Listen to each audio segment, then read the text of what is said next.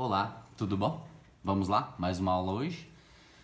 Então vamos falar sobre trespasse. O que é o trespasse? Nós já tivemos o conteúdo sobre o estabelecimento empresarial, definimos o estabelecimento empresarial de acordo com o artigo 1142 do Código Civil, os elementos que integram esse estabelecimento, os bens materiais, os bens imateriais. Falamos também sobre a natureza jurídica desse estabelecimento e uma coisa importante para destacar nesse momento é o artigo 1143 do Código Civil, que trata da unicidade jurídica do estabelecimento, que já foi tratado inclusive na aula passada. O Código Civil, no seu artigo 1143, fala assim: pode o estabelecimento ser objeto unitário de direitos e de negócios jurídicos, translativos ou constitutivos, que sejam compatíveis com a sua natureza. Ora, se o Código Civil reconhece a unicidade jurídica do estabelecimento, eu posso considerá-lo uma coisa só. Se eu posso considerá-lo um único bem, um único objeto, um grupo de elementos que, devidamente organizados, compõem esse objeto, o empresário, o titular desse conjunto patrimonial, pode resolver alienar, vender esse conjunto de bens. Essa venda, a alienação do estabelecimento empresarial, chamamos de trespasse. Portanto, o trespasse nada mais é do que a troca na titularidade do conjunto patrimonial que pertence a esse empresário ou a essa sociedade empresária, que fará o quê? Vai transferir a titularidade, a propriedade desse estabelecimento a outro empresário ou a outra sociedade empresária. Mas alguns pontos precisam ser analisados que de fato merecem bastante atenção. O primeiro deles, a confusão que normalmente se faz, não tão jurídica essa confusão, mas bastante prática, é quando as pessoas interessadas vão realizar esse negócio, eles acabam muitas vezes confundindo conceitos, né? Na minha vivência prática nessa área, inúmeras vezes já acabei me deparando com contratos de trespasse, quando na verdade não se tratava de trespasse, era uma cessão de cotas. O que é a cessão de cotas? É quando a retirada dos sócios de uma sociedade e o ingresso de outras figuras, de outros sócios. Ou seja, o CNPJ, o sujeito de direito em si, não muda absolutamente nada. Desde o contrato social, os sócios converteram patrimônios pessoais para a formação desse capital.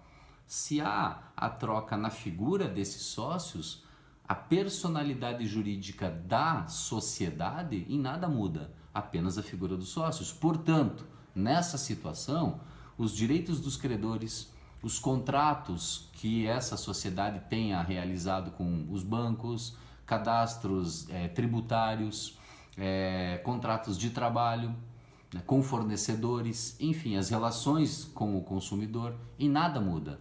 Ou seja, todo o direito de crédito, o direito do credor permanece protegido, portanto, inalterado. Em razão dessa explicação, aí sim a gente tem que analisar o trespasse como um todo. E por que então, se é tão mais complexo, realizar o trespasse ao invés de fazer uma simples troca nas cotas de uma sociedade, de um sócio que se retira para outro que ingressa em seu lugar? Bom, por isso nós precisamos analisar algumas exigências que a lei determina para a validade do trespasse, mas principalmente a questão prática. Por quê? Porque no trespasse já existe uma pessoa interessada, um grupo econômico, uma sociedade empresária ou um empresário que normalmente já vem desenvolvendo essa atividade econômica e resolve investir em mais aquela unidade. Então, assim, não há como os sócios dessa sociedade investirem em outra sociedade simplesmente ingressando naquela sociedade já existente, em que esses sócios ingressantes vão acabar suportando, se responsabilizando por um ônus tributário e trabalhista passado, e sem contar questões ambientais, sem contar questões familiares de quem está alienando o estabelecimento, ou de quem está vendendo as suas cotas, né? A questão, vamos imaginar o estado civil dessa pessoa e assim por diante. Várias situações que, numa simples cessão de cotas, o problema é o passivo que você acaba assumindo nessa situação. Diferente do trespasse, que é muito objetivo, né? É claro que é mais complexo, mas é muito prático. Ou seja, é mais seguro para quem está adquirindo o estabelecimento empresarial, né? Partindo dessa premissa, a gente começa a analisar os critérios que a lei determina para dar validade ao negócio. Então, assim, o primeiro deles, né, a necessidade de se publicar na imprensa oficial, a necessidade de publicar no órgão público de empresas mercantis a realização desse negócio, né? O artigo 1144 do Código Civil trata da seguinte forma: o contrato que tenha por objeto a alienação, usufruto ou arrendamento do estabelecimento, no nosso caso estamos falando da alienação, né, o trespasse, depende do pagamento de todos, só produzirá efeitos quanto a terceiros depois de averbado à margem da inscrição do empresário ou da sociedade empresária, dependendo quem seja o titular, né, no Registro Público de Empresas Mercantis e de publicado na imprensa oficial. Então, o Registro Público de Empresas Mercantis é a nossa junta comercial e a imprensa oficial um jornal de grande circulação, aí dependendo do porte do negócio, ou municipal, regional, estadual, até mesmo nacional, né, a depender de cada caso. Então, além dessas exigências, é importante também, e a gente sempre acaba analisando o trespasse, sempre sob a ótica do credor, né, para que o crédito não seja prejudicado, para que o credor não seja prejudicado quando ele vai buscar, então, cobrar, né, o que ele faz jus. E muitas vezes, alguns negócios jurídicos que, de certa forma, recebem essa roupagem de trespasse, nada mais é do que uma dilapidação de patrimônio, um desvio de bens, para tentar proteger um patrimônio ao invés de perdê-lo para os credores, né? Então, é justamente por isso que a lei assegura o direito do crédito, né? Protege o direito dos credores. E aí o artigo 1145 que prevê: se ao alienante não restarem bens suficientes para solver o seu passivo, a eficácia da alienação do estabelecimento depende do pagamento de todos os credores, ou do consentimento desses, de modo expresso ou tácito, em 30 dias a partir da sua notificação. Basicamente significa dizer, pode o trespasse, o alienante, permanecer com bens? Sim, nada impede que haja um trespasse parcial, né? Você vai alienar parcialmente o estabelecimento. Agora, quando você está vendendo todo o teu conjunto patrimonial, o credor ou ele tem que receber a parte que lhe toca, você faz uma espécie de liquidação desse negócio, ou você tem que notificar esse credor, informando ele, dando ciência, dando conhecimento da realização desse negócio. Por quê? Porque esse patrimônio que, de certa forma, era uma garantia ao credor, você está informando ele que você está transferindo esse conjunto patrimonial para um outro empresário, para uma outra sociedade empresária. A partir desse momento, ele se torna credor de quem? Do adquirente desse estabelecimento. Vai cobrar do adquirente desse estabelecimento. Mas é óbvio, né? Deve estar contabilizado. Por isso que fala, né, o artigo 1146, o adquirente do estabelecimento responde pelo pagamento dos débitos anteriores à transferência. Então, já existe a dívida, né? Agora, o adquirente se responsabiliza por esse pagamento? Como assim? Óbvio, porque a dívida está contabilizada, está lançado no balanço da empresa. Se está lançado, o comprador, o adquirente do estabelecimento tem conhecimento dessa dívida. Portanto, ele está assumindo também a dívida. Ele está adquirindo o patrimônio que pertencia ao alienante e está assumindo, além, logicamente, da compra desse patrimônio, as dívidas decorrentes dessa atividade econômica. Portanto, logicamente, desde que contabilizado. Se não está contabilizada, o adquirente não tem conhecimento. E aí, obviamente, responderão solidariamente por isso.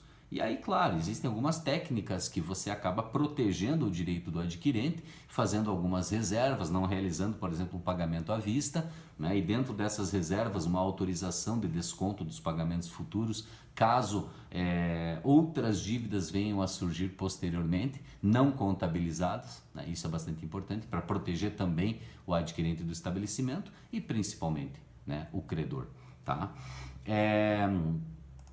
Além disso, né, dessa questão da sucessão, é importante falar, tecer alguns comentários sobre o trespasse e a alocação empresarial. Por quê? Porque a alocação empresarial, normalmente, atividade econômica, na maioria das vezes, são realizadas em imóveis locados. Então, o locador do imóvel, o proprietário daquela unidade imobiliária, obviamente deve ser notificado da realização desse trespasse, né? Sob pena, inclusive, do locador anular todo o negócio, tá? Da mesma forma, os credores podem anular o negócio se a partir de 90 dias da publicação do trespasse, né? Então, são situações em que você tem que dar a maior publicidade possível, né, para que o negócio não possa depois correr o risco de ser invalidado, né? E importante, antes de concluir esse conteúdo, diz respeito à cláusula de não restabelecimento. Por que é tão importante? Porque nós acabamos percebendo na prática que justamente pelo contrato de trespasse não prever expressamente essa cláusula, que muitas vezes o alienante do estabelecimento acaba agindo de tal forma que descumpra esse preceito legal. Às vezes, logicamente, de boa fé, por falta de conhecimento, mas a ninguém pode ser, né, dado o direito de alegar a própria torpeza, ou seja, mesmo não sabendo, ele vai acabar arcando com as consequências desse seu ato. Basicamente, o que significa isso? O alienante do estabelecimento não pode concorrer contra o adquirente. Se ele está alienando aquele estabelecimento, da forma organizado, né, o seu estabelecimento, o seu conjunto patrimonial, é claro que se ele no dia seguinte, no mês seguinte, no ano seguinte viesse restabelecer no mercado, ele estará concorrendo com aquela pessoa que adquiriu o seu conjunto patrimonial, tá? E isso é vedado por lei. No entanto, pede-se, né, orienta-se para que já conste em contrato, no momento que se está realizando o trespasse, a ciência expressa do alienante de que ele não pode concorrer com o adquirente. Por quê? Porque a lei fala assim, artigo 1145, artigo 1147, não havendo autorização expressa, o alienante do estabelecimento não pode fazer concorrência ao adquirente nos 5 anos subsequentes à transferência. Quando nós analisamos esse artigo de lei, é bastante delicado o fato de que o artigo só menciona o aspecto temporal, não faz menção alguma ao aspecto geográfico. É claro que quando se trata de um restabelecimento, tem que restar comprovada a concorrência desleal ou a efetiva concorrência que o alienante estará fazendo ao adquirente daquele estabelecimento. No entanto, o legislador apenas limitou o aspecto temporal, ou seja, se o contrato for omisso, se nada dispõe o contrato, portanto vale a regra do artigo 1147. O alienante não poderá se restabelecer, ou seja, fazer concorrência com o adquirente nos 5 anos subsequentes à realização do negócio. É claro, ele pode se estabelecer no mercado, sem dúvida alguma. O que significa isso? Diferente de se restabelecer.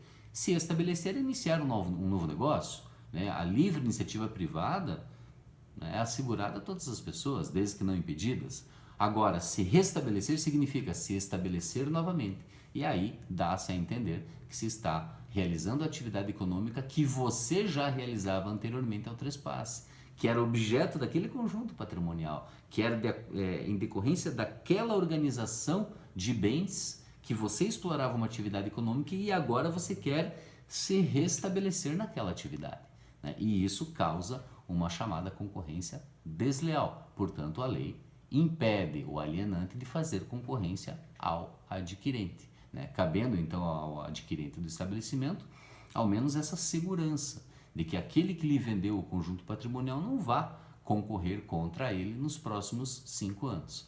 É óbvio que quando se estabelece em contrato essa cláusula, pode-se, eventualmente, incluir o aspecto geográfico. E aí não há uma discussão maior a respeito disso. Por isso que sempre se orienta que se constate, que se conste em contrato a cláusula de não restabelecimento. E aí sim, você pode estabelecer, por exemplo, a negativa de restabelecer dentro de um bairro, dentro de uma cidade, de uma região, de um estado, enfim.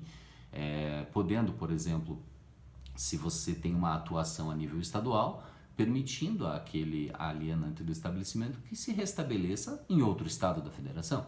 E ele não estará concorrendo com ele.